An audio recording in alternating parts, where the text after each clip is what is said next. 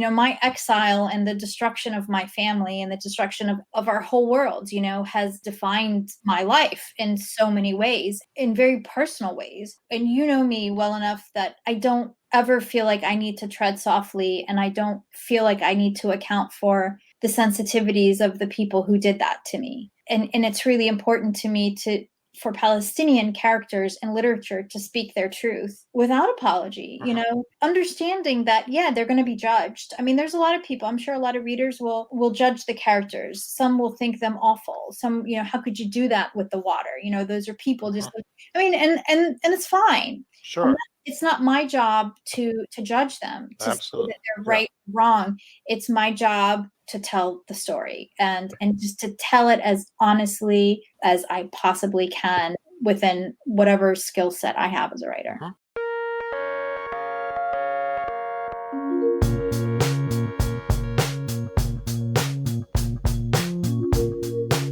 Welcome to the Mondo Weiss podcast. At Mondo Weiss, we cover the movements, activists, and policymakers who affect the struggle for freedom in Palestine. I'm Dave Reed.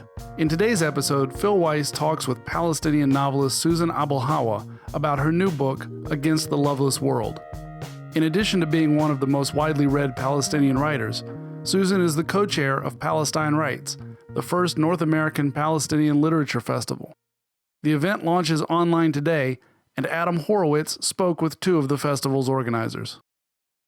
This week, we are very excited that the Palestine Writes Literature Festival will finally be happening. Originally scheduled to take place in New York City in March earlier this year, it had to be rescheduled due to the COVID-19 pandemic. Now, it will be taking place virtually from December 2nd to the 6th. Mondo Weiss is a media partner for the festival, and I'm excited to talk today to two members of the organizing committee who can tell us more about the festival and what we can all look forward to. Aya El-Famawi is a Palestinian-American poet and performance artist originally from Tulkarm in the West Bank. Her work explores diasporic identity and the importance of storytelling and resistance, and can be found in the anthology We Feel a Country in Our Bones. Ahmed Mansour is a documentary filmmaker who was born and raised in the Gaza Strip and is now based in the U.S. His debut film, Brooklyn Inshallah, was a feature documentary on the first Palestinian ever to run for the New York City Council. It was released in 2019. I was wondering if you could give us an overview of the festival. What are some of the highlights that attendees can look forward to, and how exactly will this all be working virtually? So the festival is going to be a multi-day affair with different panels, performances, cooking demonstrations, as well as an interactive space. So what's really wonderful about the way that we're doing this festival is the platform that we're actually participating on, where it's going to be really interactive for all of the attendees to be able to communicate with one another as well as with the speakers. So some highlights that we have that aren't involving the actual panels themselves would be something like the graffiti wall, which is going to be an area to write notes about Palestine and notes to our speakers and to one another. We will also have vendors who are selling items and sharing about the different organizations that they're a part of, as well as panels that all have question and answer sessions and more intimate conversations such as the Coffee and Book series. But what I would say is going to be one of the really big highlights of the festival is our keynote panel, and that will be a discussion between Angela Davis and Hanan Ashrawi. And they're going to be talking about internationalism and solidarity as well as culture. And so I think that's an absolutely don't miss conversation.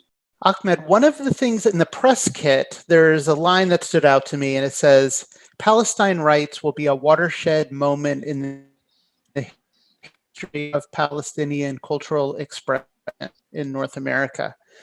And at Mondo Weiss, one of the things that we do is that we are always following what Palestine's role is in the broader discourse here in the US. And I'm wondering if you can describe what is this watershed moment that the festival represents? What does this festival mean for Palestine's cultural expression in North America? First of all, thank you for doing this. Palestine Writes, it's really watershed in the Palestinian culture, not only in the US, I think, but in the entire world. So I came to the US in 2015, right? And I make films, but in my free time, I wanted also to work to volunteer for Palestine. And I couldn't find anything that is kind of Palestinian led that highlights how beautiful we are, how rich we are in terms of our culture, heritage, right? And it's always with the groups that it's not Palestinian led, and there's no problem in that. But Palestine Writes coming now after 4 years of deliberate annihilation of the Palestinian cause, I think it's more than watershed.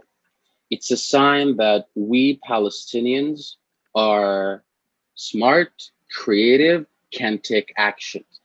And the signal, in my opinion, that Palestine Writes is sending right now is that we Palestinians have to reclaim Palestine by ourselves, and then with the help of our allies. But we Palestinians have to be in the front core, especially after what's been happening in the last 4 years. Complete attack on the fundamental right for Palestinians to be free and reclaim our culture.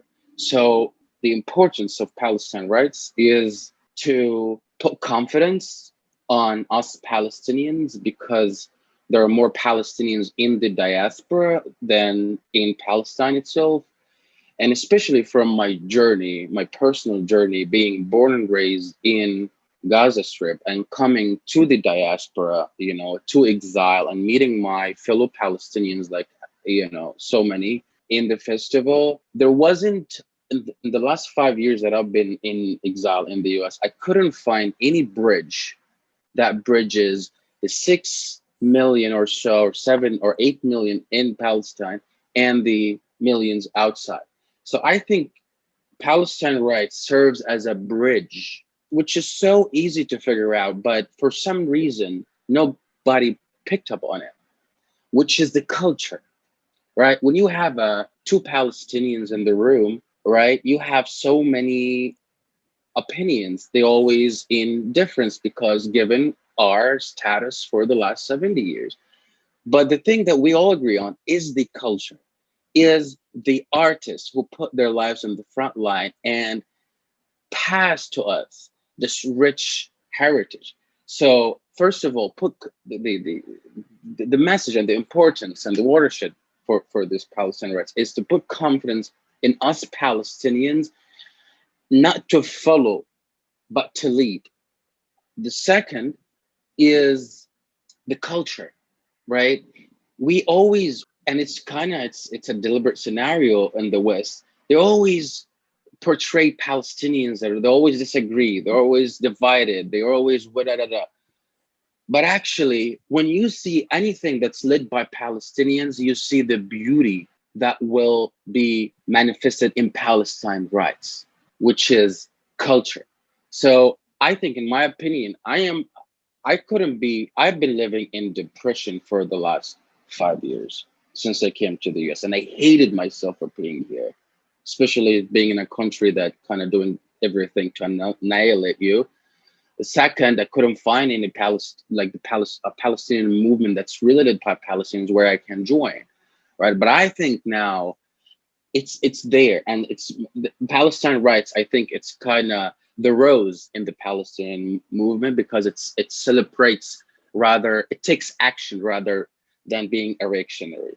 So this is, I think, why Palestine Writes a watershed in the history of Palestine. I'm sorry for taking forever. Based on what you were just saying, is there any plan for what comes next? What the power that you just described, where that power will, what that power will turn into after this festival is over on the 6th?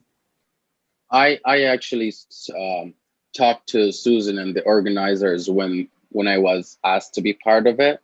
And it was a great honor to be really approached to be part of this amazing project. And I was in with full force because of something unprecedented.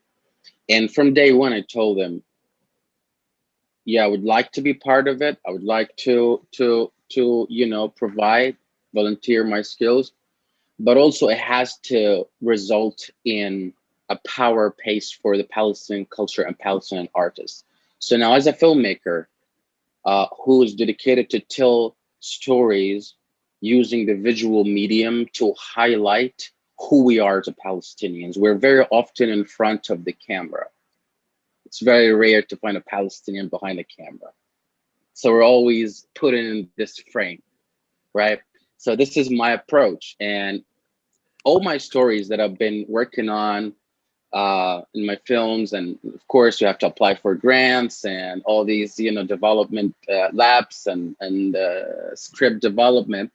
Of course, like any artist, of course, part of it is just, the main thing is rejection. But again, if we Palestinians want to reclaim our heritage and our cause, and as I believe, and every Palestinian believes, that we have to take the lead, then our vision has to come across. What's gonna come next, and I talked to Susan and the rest, is that it has to result in a body that represents the Palestinian artist, where we do not have to explain our vision, where we do not have to rationalize the way I want to tell a story, or Aya wants to recite a poem, or what does it mean, or is it, this, or no. And I'm telling you, we would fail miserably. And now, in my opinion, I'm talking as Ahmed, as a Palestinian individual rather than an organizer of Palestine Writes.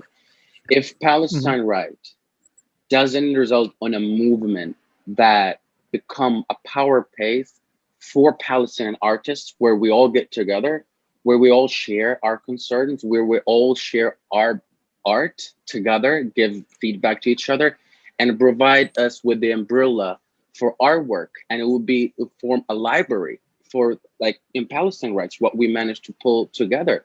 This has to be an archive library. So if Palestine Writes wouldn't result to form this body, I think we would fail miserably. Yeah, the festival, it's already a success. It's already an amazing, unprecedented event. And again, if we're not going to capitalize on it, what's going to come next? And we already talked about it and everybody said yes. But again, I'm saying this to hold ourselves accountable that yes, enough is enough. And as we artists, we're sick of explaining ourselves to the American establishment that yes, this is how I think this story has to be told because I lived it. And like this disassociation kills our confidence and our creativity. So, and this platform now is our opportunity to like flourish, to be honest.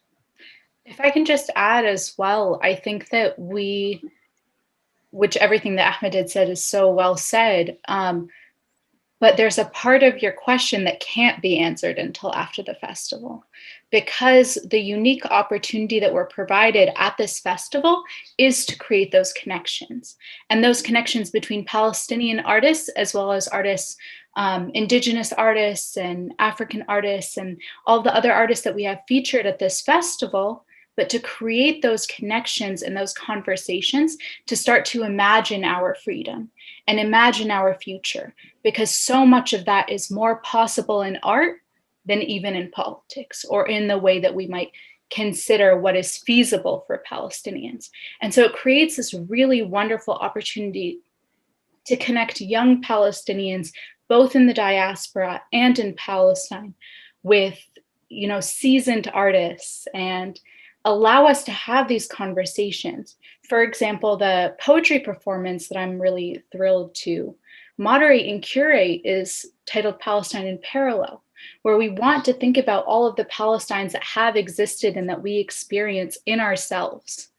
And in addition, we have other panels, such as the cultural boycott panel, that will talk about what are our strategies as well to achieve our freedom. So in this way, Palestine Writes is both a celebration and a really joyous occasion, but it's also a way for us to form the connections to be able to do everything that Ahmed is saying. And it's really a big brainstorming session for us as Palestinians. It actually leads to another question that I had, which was, so looking through the program, which is really a catalog, there's so much going on, so many people speaking, so many culture makers, writers, artists. It's really an incredible accomplishment. And while the vast majority of participants are Palestinians, there are many non-Palestinians involved as well. And from looking at the program, it really does seem like there was this intention to bring this intersectional approach to what a Palestinian literature festival could look like. And I was specifically going to ask about the poetry event that you're moderating, because there are Palestinian writers and African writers and Indigenous American writers. And so I was wondering if you can tell us somewhat of the thinking about some of the thinking that went into the programming of the festival, and even what it means to have a Palestinian literature festival that includes so many different, I guess, nationalities of people. Well, the first thing I'll say is that Palestine Writes as a Palestinian literature festival also underscores the fact that Palestinians as a people have often been written about and haven't been given what Edward Said calls the permission to narrate, right? Where it is our story and we are the ones who should be telling it. But in addition to that, there is a true universality about the Palestinian story, where our freedom isn't our freedom alone, but it's our freedom linked with the freedom of all of the political prisoners of the world and all of the oppressed people of the world who are right now under the boot of white supremacy and colonialism. And so when we say a Palestinian literature festival, we also say, what are the values of Palestinians? And a huge value of Palestinians would be solidarity and internationalism. And it's been a feature in our resistance from the very beginning. So of course, it is also a feature in our art, particularly in the way that our artists communicate with other artists. So we have also this wonderful panel about the parallel lives of Ghassan Kanafani and James Baldwin. It's important for us now to build these connections between struggles in order to amplify each other's voices. I completely agree. I think Palestine is, it's so funny because when you are in the front line in the West Bank or Gaza, you think that Palestine is this geographic lines of the map, right? Our historic Palestine, we're fighting to go back to our native villages that we were expelled from.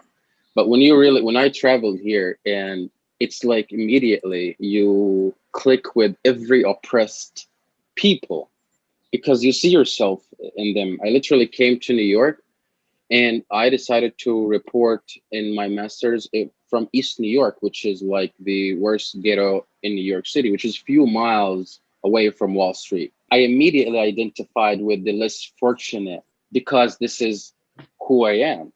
It is impossible for Palestinians to isolate their struggle and their fight for freedom without encapsulating every other oppressed people. And I think the secret in our liberation, it has to, when we really manage to build first as Palestinians, we have to build the bridge between Palestinians at home who are so fed up and the Palestinians in diaspora who also are so fed up. And then rebuilding these or reusing these bridges with other oppressed people. And this way, our enemy and white supremacy and evangelicals and all these crazies, they'll never be able to stand in our way because we are the masses. We are more than they are. And they have more than we have, but we have the moral ground and the history and the facts, of course, are on our side. Palestine Writes demonstrating that beautifully. I think it has so many signals in Palestine Writes that I think, as Aya said, when after the festival, like through the festival and right after the festival, I think there has to be a deep, serious reflections in terms of writing about what really happened to make it better for next year and the following year.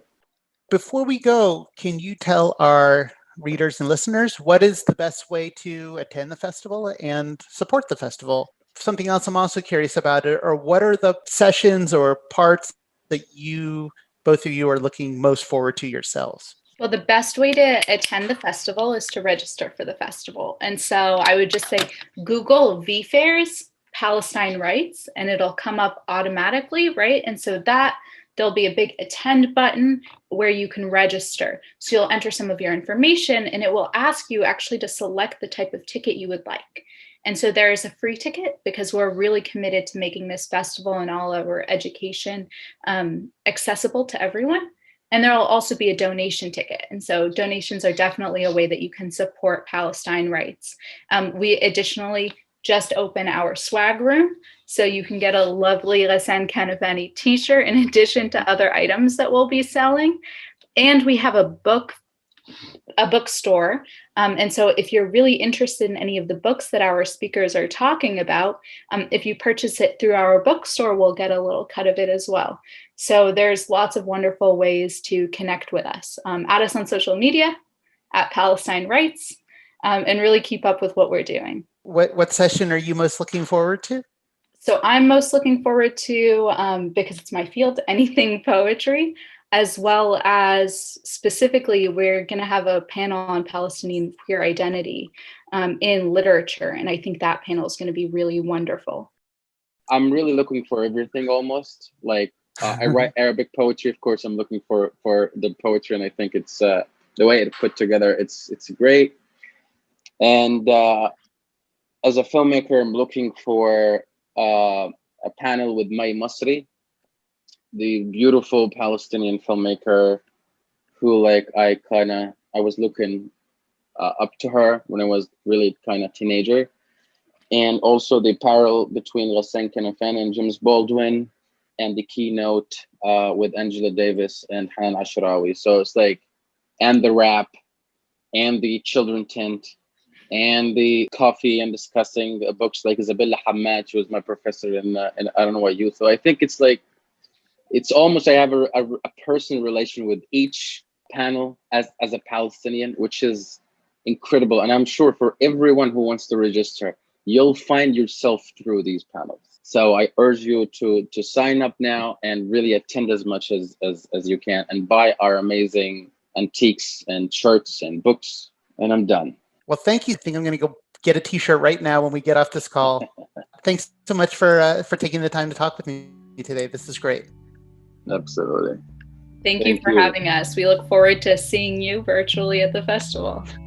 Awesome. Yeah.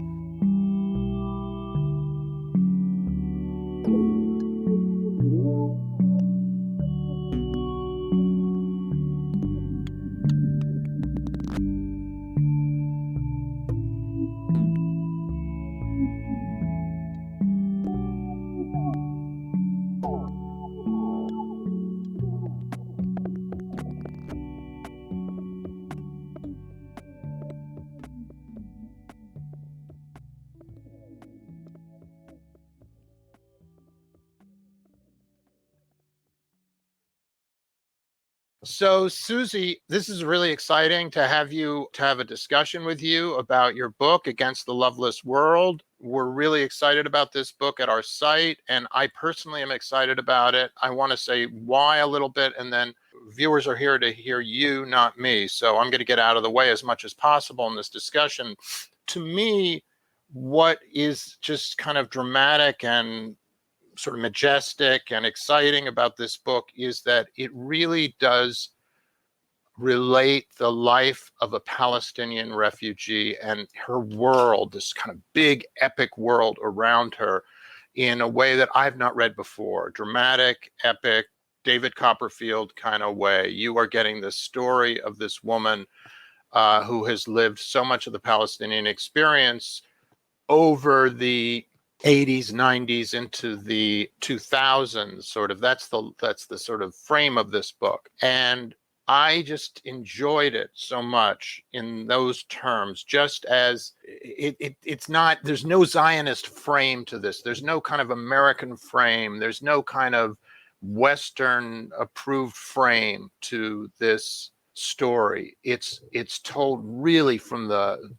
throbbing life of a Palestinian refugee. And that includes things, I mean, just wonderful moments like, I guess my favorite line in the book being Sidi Wasfia. I don't know if I'm saying her name right. When she's, yeah, the grandmother character. I mean, the minor characters in this book are to die for. But the grandmother says, you know, I have underwear older than the Zionist entity.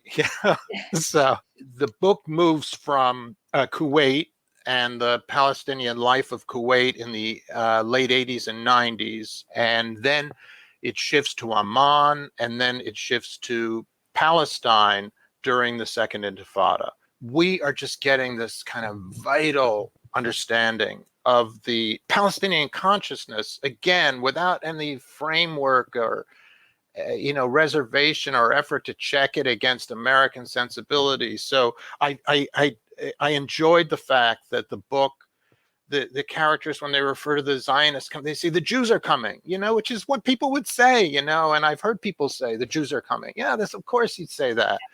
So I'm going to shut up in a second, but I also feel like issues like violent resistance, dispossession, I don't know. It's just so much. You understand these things in a way that you have not before. I have not before as an American who is, only made visits to Palestine. You said this book, in your afterward, you said this book was 20 years in the making. Can you tell us about the making of this book and what you were trying to do and why it took so long?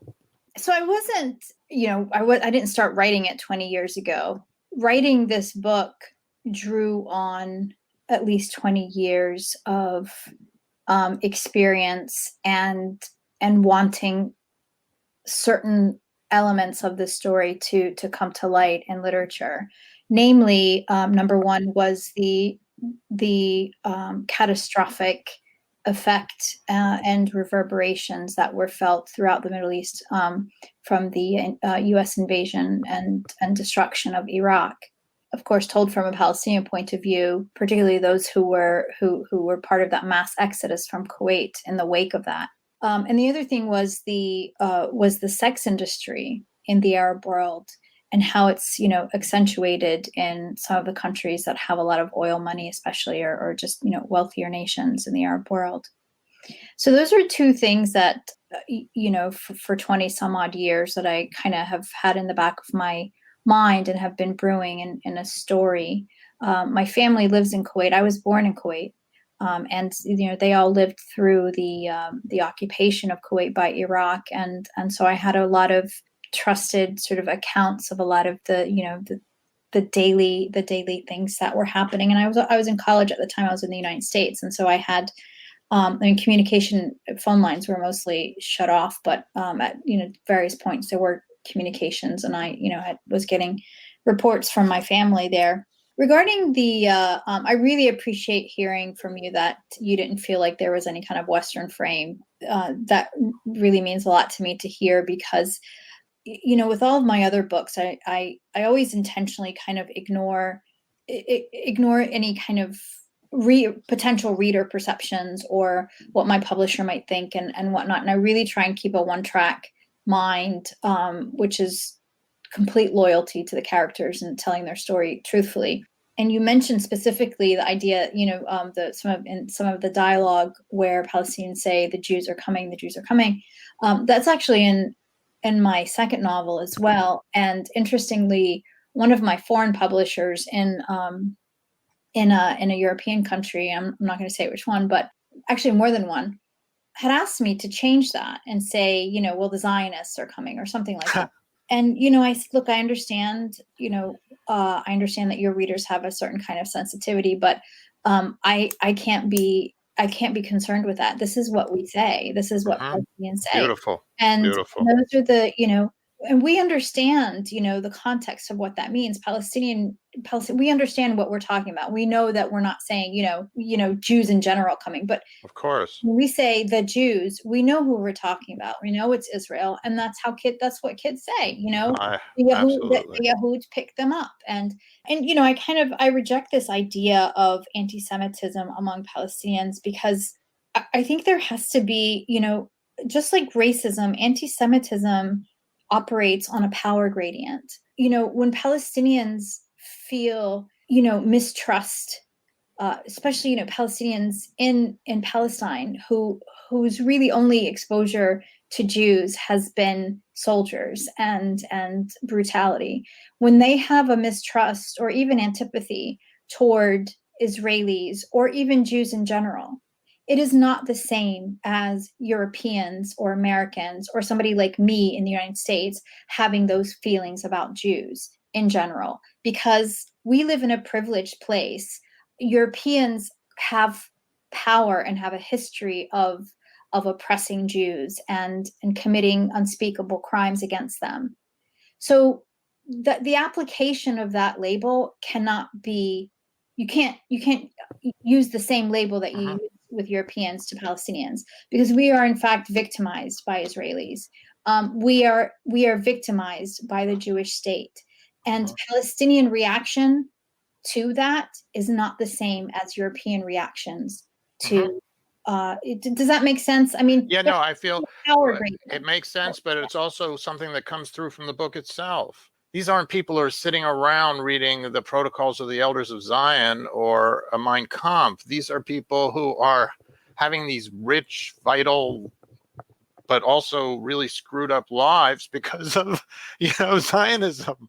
That you can see their context. I mean, it's just very clear to me that this is not about the Jews, or it's about the Jewish state, and it's very clear. With that, we also understand that, we have a rich and ancient history that includes Christians, Muslims, and Jews. We understand that, those original Jews, the Hebrew tribes, are our ancestors.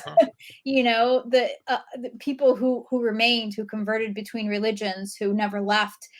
That heritage, I believe, is more Palestinian than it is European Jewry, if that makes sense. So let's talk about a couple of the characters in the book. I've also already, and I should emphasize, the center of this book is a young woman. I'm sure the pronunciation. I already mispronounced Yahud. She has 3 names. She's our main character. All the focus is through her. She's a turbulent, fascinating, feisty, ungovernable refugee, and also a sex worker at some point, and ultimately a character in Palestinian resistance inside the West Bank. And that book is actually told, I should just inform listeners, from you're getting her story from a prison cell in Israel. She's obviously, the life of the book, but there are these characters who are just so, the character of Burak, I don't know if I'm pronouncing that right. Yeah, that's good. All right. She's just, tell us about her. This woman is she is the kind of the live wire in terms of the narrative. You just know she's coming back. She's coming back. She's coming back. And she's both bad, evil, and good. It's just kind of a wonderful character. Tell us about her.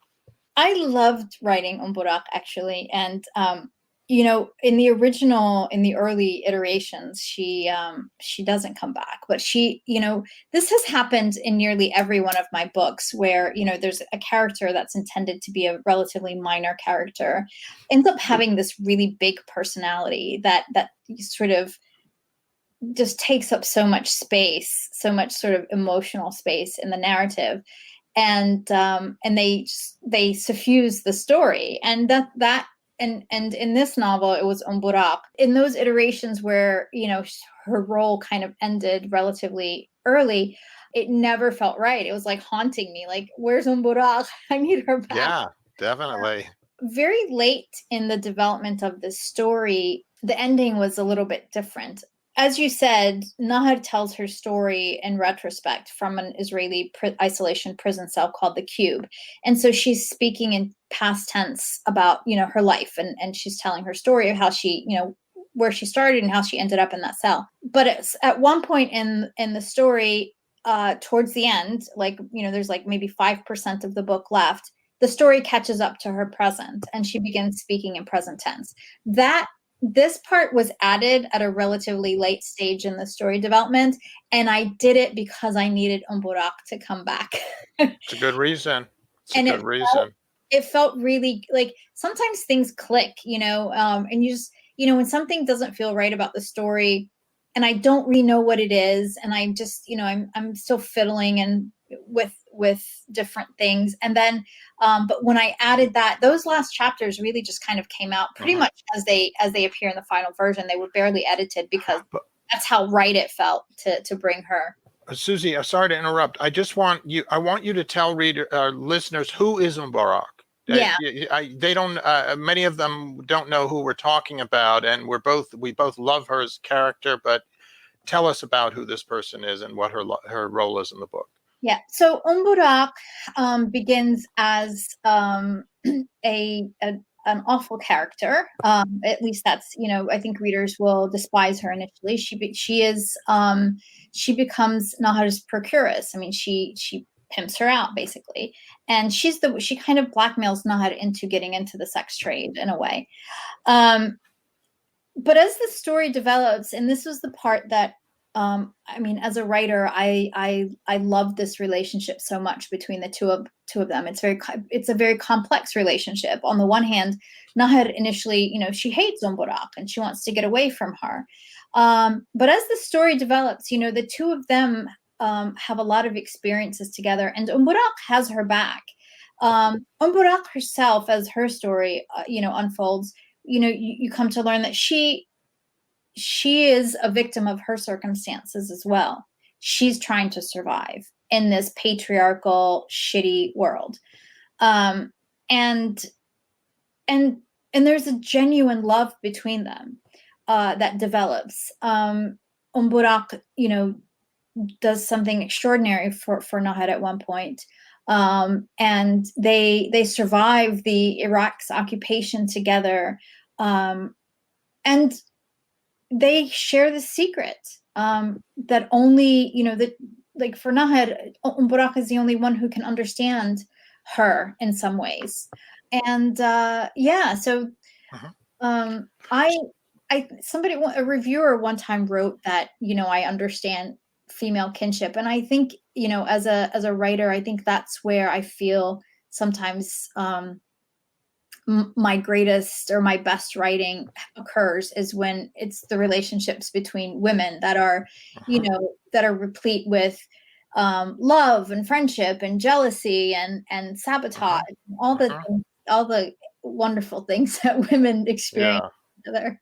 Yeah, I agree with that statement. And again, I don't want to delve too deep in the weeds here for people who haven't read the book, but the extended family in Amman, I mean, that's just really exciting on those grounds. I mean, there's nothing held back, and you just see all the rivalries, and it's just great. It's fun. It's a family drama, that's very intense and satisfying. But I want to move to something that Umburak says that is actually a theme of this book, a larger literary theme that I think our viewers would want to hear about, and that is, she says, you have to make your own. She tells Nahar early on, you got to make your own normal in life, and that touches on the fact that the book itself is written by a prisoner.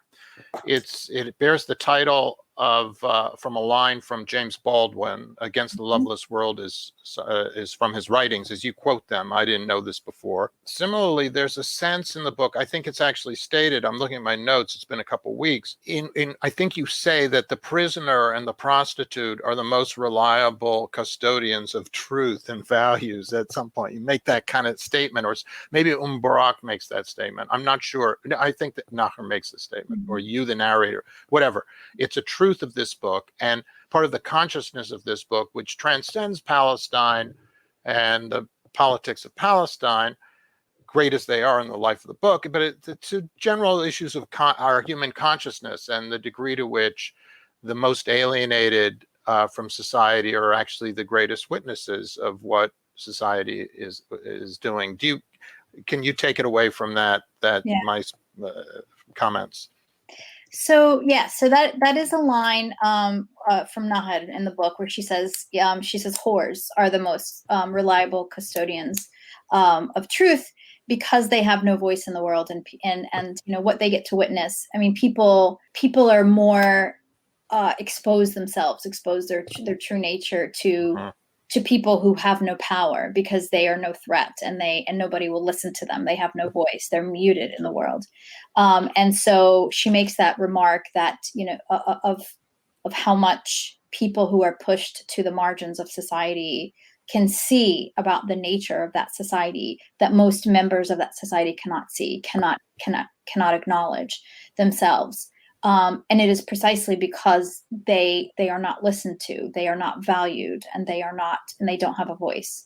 that they are able to see that. I think people would be very interested in, and I'm curious to learn how much of this comes from research, how much of this comes from your own life. There is a very rich awareness in this book of the flora of Palestine and the food of the Middle East. And that's something that you are delighting in as a storyteller, and the reader then gets to kind of revel in it because it's got this very sensual and also taxonomical element too. I mean, you sort of are getting to see how body butters are made, or you're getting to see, you know, the naming of all these different flowers and herbs and stuff. And it's very rich and sensual in that sense, the book. Yeah. And I'm curious, again, is this something, it doesn't matter whether, you know, you research the entire thing or you live the entire thing, I don't really care. I mean, but yeah. I'm curious, you know, how much of this is how you develop that understanding. And yeah.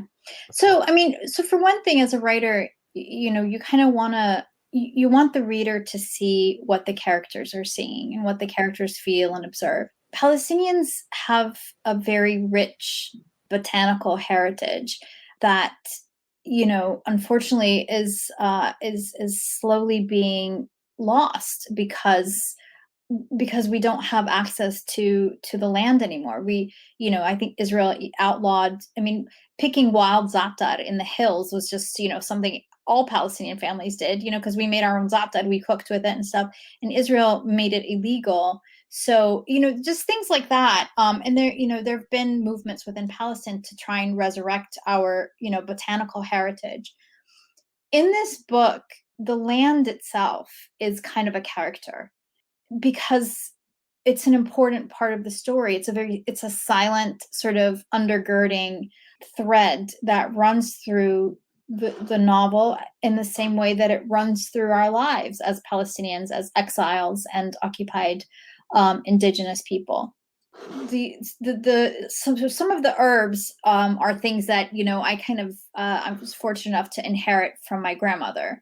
A lot of the flora are things that I researched, and I actually do that for all of my books because I always make a point to know what will be in bloom, what will the landscape look like at a particular time of year in this particular region of Palestine or whatever setting the characters are in, because I think that's important in a story. At least, you know, as a reader, I like to know that. I'd like to see and feel what the characters are experiencing. You see that also in Kuwait. I mean, Naher, you know, when growing up in Kuwait, she talks a lot about the desert. She talks about the ocean, the Arabian Gulf. You know, sort of being there, being in that salty air and what that feels like, what it smells like. And of course, the same thing in Palestine in particular. And as a matter of fact, so it's not just the landscape that she's describing, but what that landscape evokes. And there's a point in the novel where she's coming from Jordan and then going into Palestine, and she remarks that, you know, the landscape is similar, right? It's hilly and rocky and in places verdant and in some places you know, more brown but she says despite the similarity in the way the terrain looks, it feels different here. When you cross the Jordan River, there's something else. And then she goes on to describe what that difference is. And so it's not just what one sees in the landscape, but what that evokes in the character emotionally and psychologically. Susie, I want to sort of segue a little from, bring up another aspect of the book that touches on the discourse of Palestine in the West. And you have already brought this up when you said that certain editors or translators or publishers objected to certain language, you know, years ago with Mornings in Jenin or some other book. Okay. But one of the great things about the book, again, referring to this, you know, Palestinian frame, this is a Palestinian story. You know, Leon Uris did not think about Palestinians for a second when he was writing his book. And no one in America who's setting out to write about Israel, the birth of Israel and the destruction of no one has to think about Palestinians to get published in this country. I mean, it helps not to think about Palestinians in order to get published. So that, again, is a beautiful thing about this book, is that you're not rejecting that you're just taking the frame that of a certain of the people from whom you come, the world you are taking that and delivering it to a reader. And one of the great things is that we really see the Second Intifada from inside, or elements of the Second Intifada from inside. And that includes I don't want to get too much into giving away parts of the story, but it's not a question of civilian targets, but there are military targets that are very clearly identified in this book, and colonial outpost targets. And I wonder whether that's the kind of, first of all, it's a great tale of the Second Intifada for me, and how these, just the perceptions of it inside Palestine. Again, it's been a couple of weeks, but I know that there's the case of, I'm forgetting his name, the guy who set up above in the hills above that checkpoint and shot at the Wadi Nar. That story is so well told. This is one of the iconic stories of Palestine. Susie, you should tell us, but it involves this, please. But that's in the book. And you just get to hear this story, which is a thrilling story or dramatic story from a Palestinian voices passing it on to each other as the legend spreads. There was a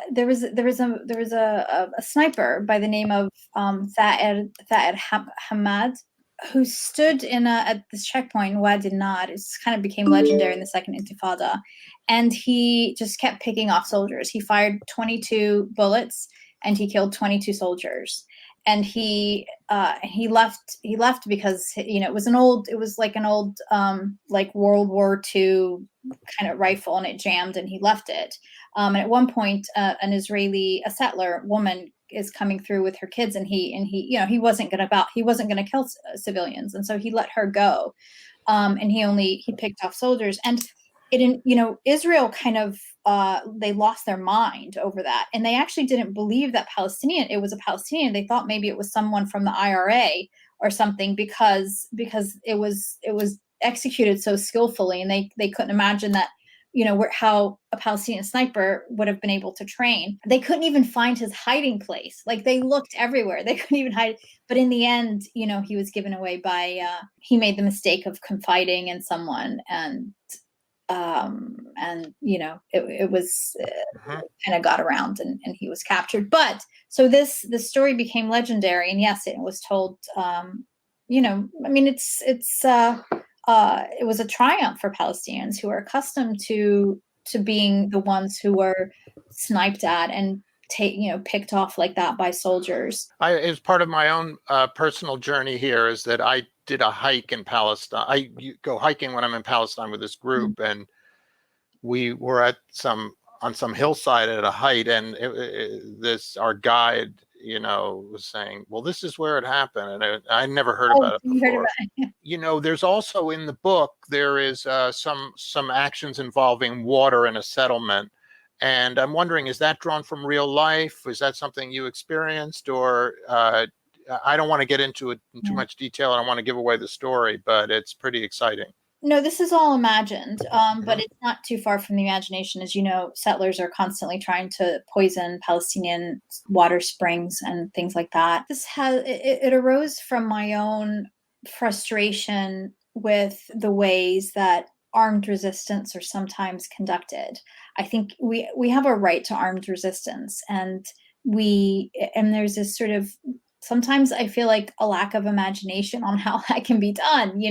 There's a lot of ways. There's a lot of sabotage. There's a lot of, there's no way we can in the current context could ever beat Israel militarily. I mean, it's a nuclear power and they have, the most modern death machines. But I think people have a right to defend themselves. And they have, they have no defense. They have nowhere to turn. I mean, when settlers, as you know, Phil, descend on them, there's no police to call. There's nothing. They take it. They take the destruction of their property, the death, the murder of their children. They take it. And that's it. And but there are other ways to imagine self-defense. There's other ways, and so that's where all of that was born from. The characters are all revolutionaries. And it's actually Nahid who sort of introduces, as you know, this new way of imagining a revolution and thinking about things. And it's actually drawn from her experience as a dancer. I mean, not that, among many things, Nahid is a dancer, and it's something since she was a child that, she loved to do, and sort of mesmerized everybody around her with the way she just kind of, was transported by music and dance. And she, first to the amusement and even ridicule of her friends when she first introduces this idea about revolution based on dance. But it was only a little bit later, actually, one of the characters who's kind of sexist, and he kind of comes around. He's like, wait a minute, I think what you said makes some sense. And so they devise this whole strategy of armed resistance. And so I am curious, you brought up ways in which some of your ideas have been a little uncomfortable for, or that obviously not just some of your ideas, a lot of ideas that come out of Palestine, a lot of narratives that come out of Palestine are not embraced with open arms in the West. And yet you have led a fairly, certainly lately, I mean, you're having a stellar literary career. Your book has been, I didn't check into this closely. I've gotten the impression that it's been widely lauded, including by the New York Times, and which I think caused you to raise an eyebrow. And so it's a double-barreled question. One part of the question is about how violent resistance and other sort of Palestinian tools of resistance are viewed in the West and by publishers, and B, doesn't your success with this book that has very new transgressive ideas for our discourse, isn't that a very hopeful sign about what's happening to the discourse? So I'm not as widely accepted as you might think I am. The stellar career has not really translated so much in the United States until recently. And so for example, Mornings in Geneva, like, as you know, I couldn't, it was insanely difficult to even find a publisher here. And I didn't. It was only, I had to go through Europe, and then finally, finding a publisher in the UK that had a branch in the US that published it. Mornings in Geneva didn't get a single review in the United States. It sold, the sales exceeded my wildest expectations with Mornings in Geneva, but that was entirely by word of mouth. It was readers recommending it, and to the point that it's kind of become a classic in Palestinian Anglophile literature. And yet, despite that success of Mornings in Geneva, when The Blue Between Sky and Water was published, again, I mean, there were nobody was interested in reviewing it. I ended up switching agencies in the middle of writing this book, and my new agent, I feel so lucky to have, Anjali Singh from Panday Literary Agency, thought that this would just be really an easy slam dunk sell, and I remember telling her, well, don't be so sure. And she was, she was surprised how hard it was for her to find a publishing house for my new book. In her view, she thought, I was coming to her as somebody who was established with with a good sized platform.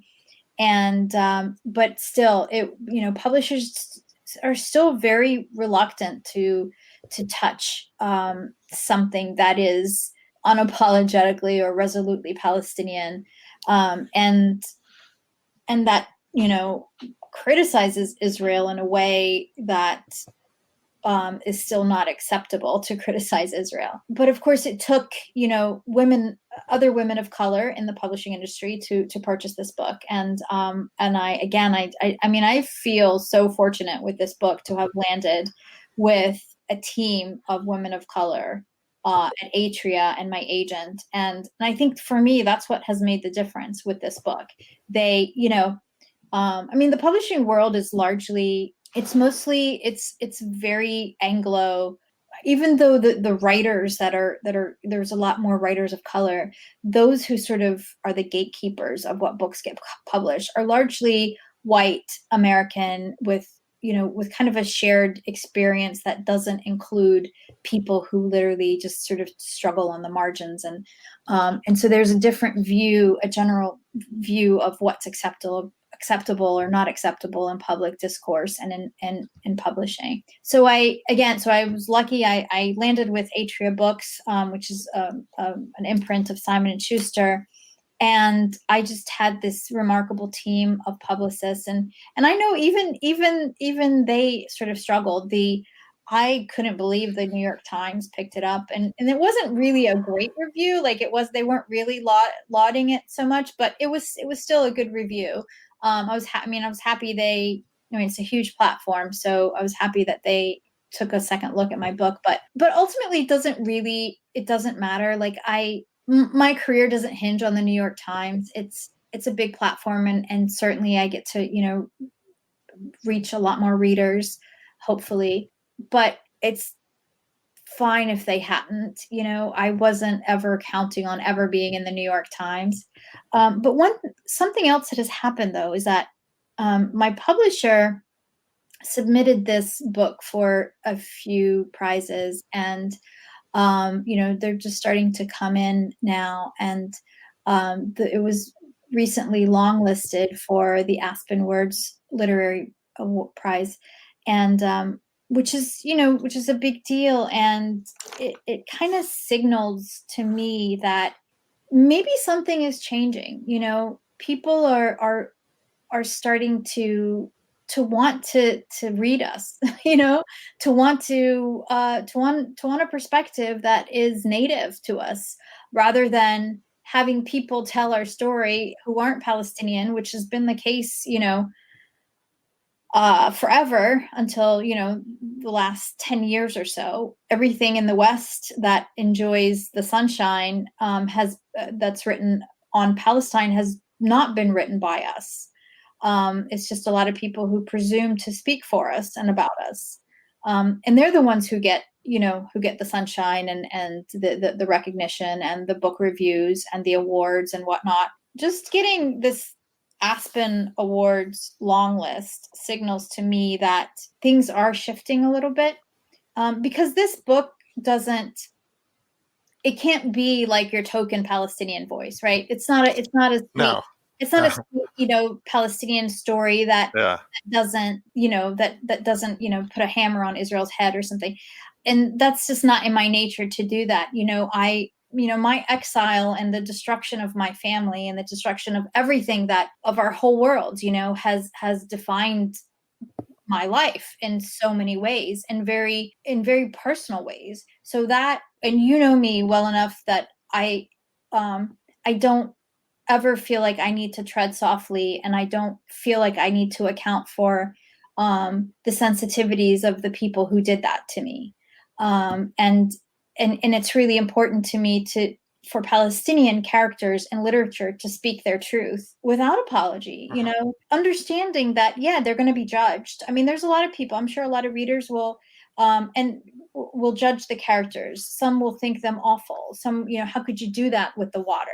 Those are people just, and it's fine. Sure. It's not my job to judge them, to Absolutely. say that they're right or wrong. It's my job to tell the story and just to tell it as honestly as I as I possibly can within whatever skill set I have as a writer. You know, I don't know you that well, but I think of you as an American writer. You live in Philadelphia. You're telling a very Palestinian story that's set in Asia chiefly. Can you give me a little sense of, if you, to the extent that you want to draw the curtain on this, how much of you is in Nahar, the character who is telling us this wonderful story? Well, I am Palestinian. I mean, in terms of, I mean, I live in the United States. Okay.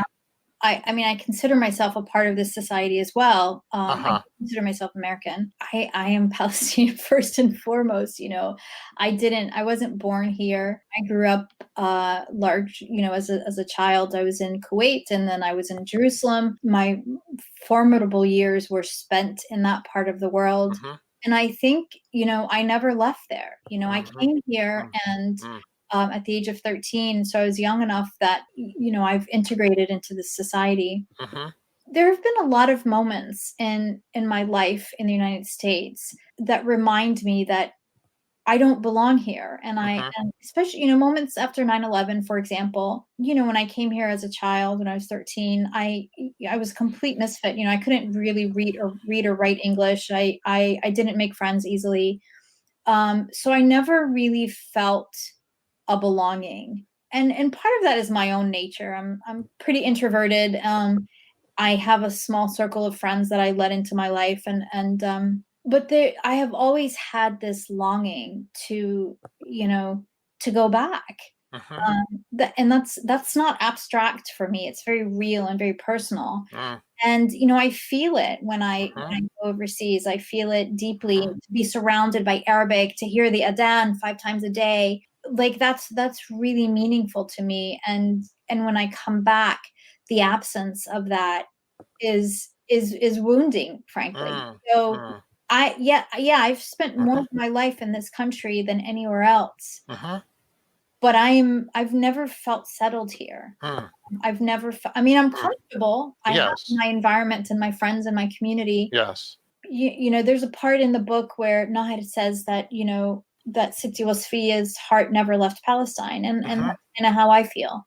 And since Israel banned me from even going as a visitor, those sentiments and those feelings have been accentuated in pretty profound ways.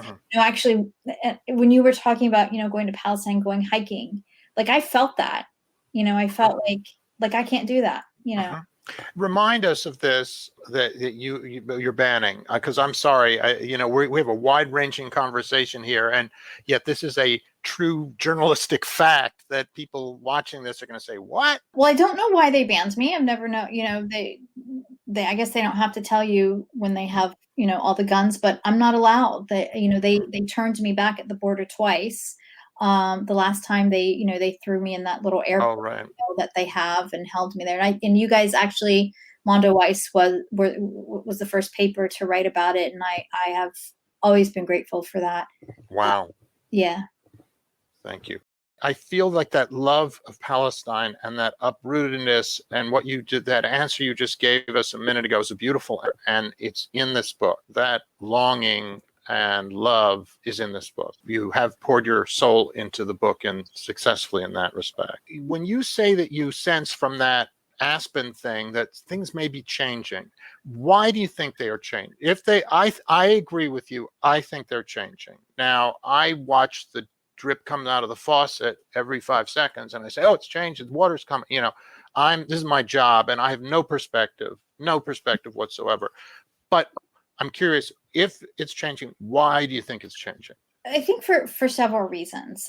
There's a greater public awareness now, but in the literary world, because of the struggles of other people, in particular Black America, within, it's always Black America sort of leading the way and opening the doors for all of us. There are more people of color in positions to judge things, to make decisions. So I think that's one thing. That's one reason that there is. So, for example, prizes are not as dominated by a single perspective, this kind of worldview where it's not okay to to express the fullness of Palestinian humanity. So that's one thing. The other thing is there are more Palestinian institutions now in the United States, or at least, institutions that are speaking speaking in the language of Palestinians, I guess, or speaking our narrative, or criticizing Israel more. Weiss being one of them, the electronic intifada. So there's this whole sort of community of independent journalism that has arisen that I feel has made a big difference in public discourse in this country on Palestine. So that's another reason, which sort of raises or spurs curiosity by readers who sort of, and this comes from actually a lot of letters that I've received from readers who just say, I always kind of felt like something just was incomplete about this narrative that we hear from the public, but I never knew. In reading your books, I see how in the dark I've been, how brainwashed we've been, how much the media conceals about what it meant for Israel to be established and what it still means for them, for their expansionist enterprise. I think it's a combination of those things. I'm a little bit dumbfounded that this book is kind of getting the kinds of praise from, mainstream literary circles. First, I want to say I agree with you about the two factors you raised. And the one other that this isn't about my thoughts, but I'm very parochial and Jewish in my outlook.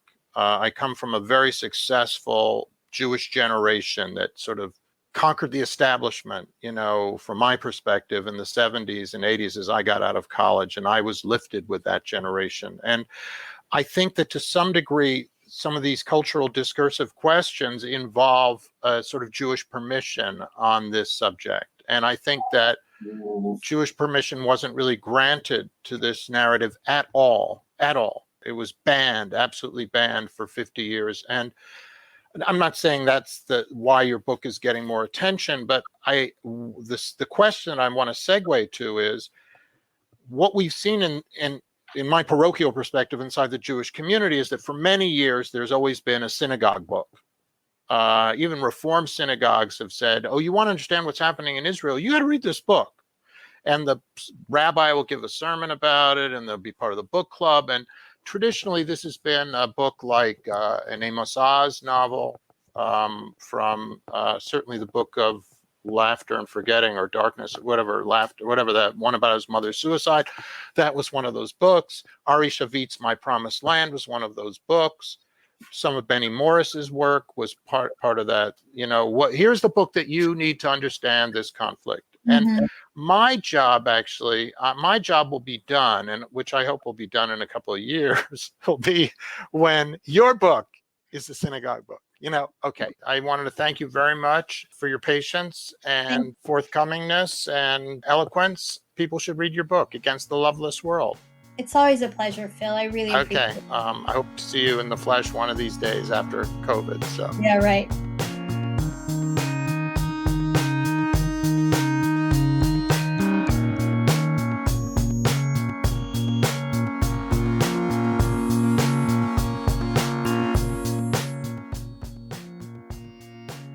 Thanks for listening to the Weiss podcast. Visit our site at mondoweiss.net to sign up for our newsletters. The music in this episode is by Poddington Bear.